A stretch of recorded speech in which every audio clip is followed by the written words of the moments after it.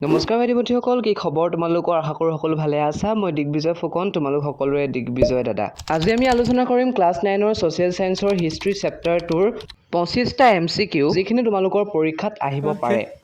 গতিকে দেৰি নকৰি ব'লা আজি ভিডিঅ'টো আৰম্ভ কৰোঁ। A few minutes later.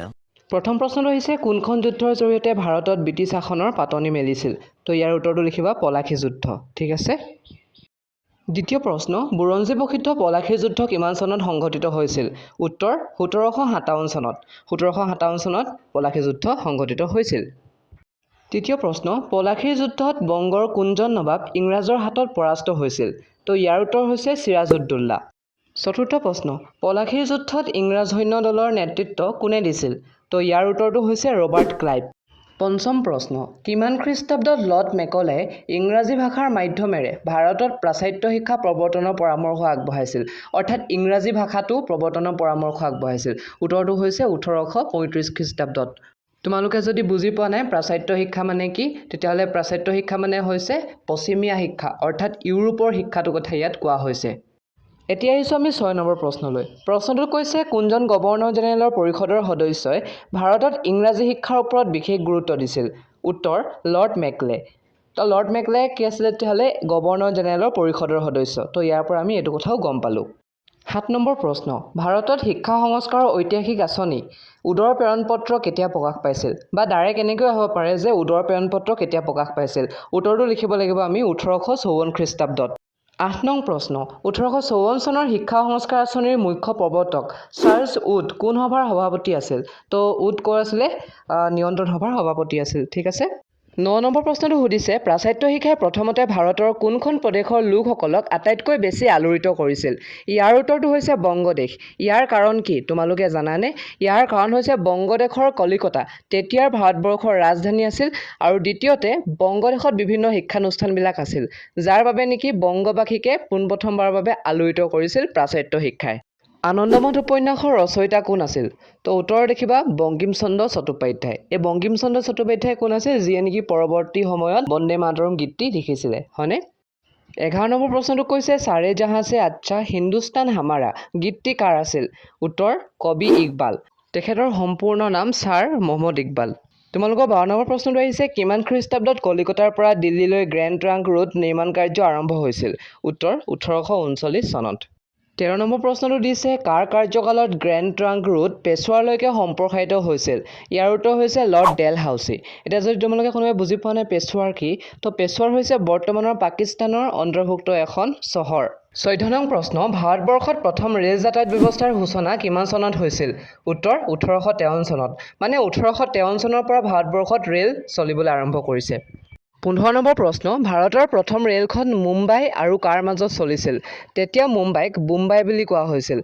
ইয়াৰ উত্তৰটো হৈছে থানে, অৰ্থাৎ প্ৰথম ৰেলখন মুম্বাই আৰু থানেৰ মাজত চলিছিল, আৰু এই ৰেলপথটোৰ মুঠ দৈৰ্ঘ্য আছিল 21 কিলোমিটাৰ। 16 নম্বৰ প্ৰশ্ন, অসমত কিমান খ্ৰীষ্টাব্দত শদিয়াৰ পৰা ডিব্ৰুগড়লৈ ৰেল যোগাযোগ আৰম্ভ হৈছিল? ইয়াৰ উত্তৰটো হৈছে 1883 চনত। প্ৰশ্ন নম্বৰ 17, অসমত কি উদ্যোগৰ বিকাশ আৰু সম্প্ৰসাৰণৰ বাবে ৰেল যোগাযোগৰ সূচনা কৰা হৈছিল? উত্তৰটো হৈছে চাহ উদ্যোগ।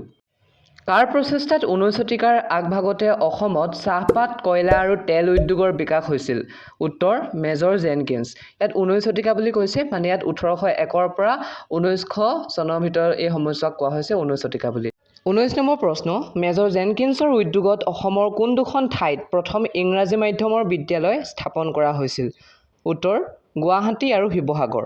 20 নম্বৰ প্ৰশ্ন, ভাৰতবাসীৰ মাজলৈ জাতীয় জাগৰণ কঢ়িয়াই অনা প্ৰথমগৰাকী মহান ব্যক্তি কোন আছিল? উত্তৰ হ'ব ৰাজা ৰামমোহন ৰায়। 1797 খ্ৰীষ্টাব্দত ইউৰোপীয় মিছনেৰীসকলে ধৰ্ম প্ৰচাৰৰ বাবে বংগৰ ক'ত প্ৰথমে ছপাখানা স্থাপন কৰিছিল? ছপাখানা অৰ্থাৎ প্ৰিণ্টিং প্ৰেছ, হয়নে, য'ত কিতাপবিলাক প্ৰিণ্ট কৰা হয়। তো ক'ত কৰিছিলে? শ্ৰীৰামপুৰত। 22 নং প্ৰশ্ন, শ্ৰীৰামপুৰ মিছন ছপাখানাৰ পৰা বঙালী ভাষাত অৰ্থাৎ বাংলা ভাষাত প্ৰকাশ পোৱা বাতৰি কাকত আৰু আলোচনী দুখনৰ নাম কি আছিল? উত্তৰ দিগদৰ্শন আৰু সমাচাৰ দৰ্পণ। খ্ৰীষ্টান মিছনেৰীসকলে প্ৰকাশ কৰা এই আলোচনী দুখনত খ্ৰীষ্টান ধৰ্মটো মহান ধৰ্ম বুলি প্ৰতিপন্ন কৰা হৈছিল, আৰু হিন্দু ধৰ্মৰ প্ৰতি নিন্দাসূচক মন্তব্য দিয়া হৈছিল, অৰ্থাৎ হিন্দু ধৰ্মটো বেয়া বুলি কোৱা হৈছিল। 23 নং প্ৰশ্ন সুধিছে খ্ৰীষ্টান ধৰ্মৰ প্ৰচাৰকসকলৰ হিন্দু ধৰ্ম বিৰোধী মন্তব্যৰ প্ৰত্যুত্তৰ দিবলৈ ৰাজা ৰামমোহন ৰায়ে প্ৰকাশ কৰা পুস্তিকা দুখন কি আছিল? এতিয়া খ্ৰীষ্টান ধৰ্মৰ প্ৰচাৰকসকলে কি বুলি কৈছিল? হিন্দু ধৰ্মটো বেয়া বুলি কৈছিল বা তাৰ বিৰোধী মন্তব্য দিছিলে, হয়নে? গতিকে তাৰ প্ৰত্যুত্তৰ দিবৰ কাৰণে ৰাজা ৰামমোহন ৰায়ে দুখন কিতাপ বা দুখন পুস্তিকা প্ৰকাশ কৰিছিল আৰু সেই দুখনৰ নাম হৈছে ব্ৰাহ্মণ সেৱধী আৰু ব্ৰাহ্মণ মিছনেৰী সংবাদ। এতিয়া 24 নং প্ৰশ্নটো চোৱা, ৰাজা ৰামমোহন ৰায়ে কিমান খ্ৰীষ্টাব্দত কলিকতাত আত্মীয় সভা নামৰ অনুষ্ঠানটো স্থাপন কৰিছিল? উত্তৰটো হ'ব 1815 চনত। এই 1815 চনত স্থাপন কৰা যিটো আত্মীয় সভা, সেই আত্মীয় সভা নামৰ অনুষ্ঠানটোৱে হিন্দু ধৰ্মৰ নিকা ভাৱমূৰ্তি অৰ্থাৎ হিন্দু ধৰ্মৰ ভাল গুণবিলাক প্ৰকাশ কৰিছিল। এতিয়া আমি আহিছোঁ 25 নং প্ৰশ্নলৈ। 25 নম্বৰ প্ৰশ্নটোত কৈছে 1828 খ্ৰীষ্টাব্দত ৰাজা ৰামমোহন ৰায়ে স্থাপন কৰা কোনটো অনুষ্ঠান পিছলৈ ব্ৰাহ্ম সমাজ নামেৰে বিখ্যাত হৈছিল? উত্তৰটো হৈছে ব্ৰাহ্ম সভা। ব্ৰাহ্ম সভা নামৰ এটা অনুষ্ঠান 1828 খ্ৰীষ্টাব্দত ৰামমোহন ৰায়ে প্ৰতিষ্ঠা কৰিছিল আৰু সেইটোৱে পিছলৈ ব্ৰাহ্ম সমাজ নামেৰে বিখ্যাত হৈ পৰে। ভাইটি ভণ্টিসকল, তো চাওঁতে 25টা MCQ তোমালোকৰ শেষ হৈ গ'ল। তোমালোকক বহুত বহুত ধন্যবাদ এতিয়ালৈকে ভিডিঅ' যিসকলে চাই আছা। Thanks!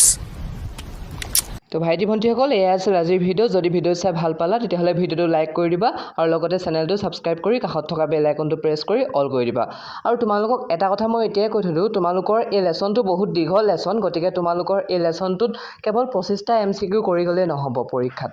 গতিকে তোমালোকে ইয়াৰ বহুত MCQ ক'ব লাগিব আৰু সেইকাৰণে 75টা মান MCQ দি মই ইয়াৰ পাৰ্ট 2টো লৈ আনিম। গতিকে তোমালোকে যদি ভিডিঅ' চাই ভাল পালা তেতিয়াহ'লে কমেণ্টত পাৰ্ট 2 বুলি কমেণ্ট কৰি দিবা।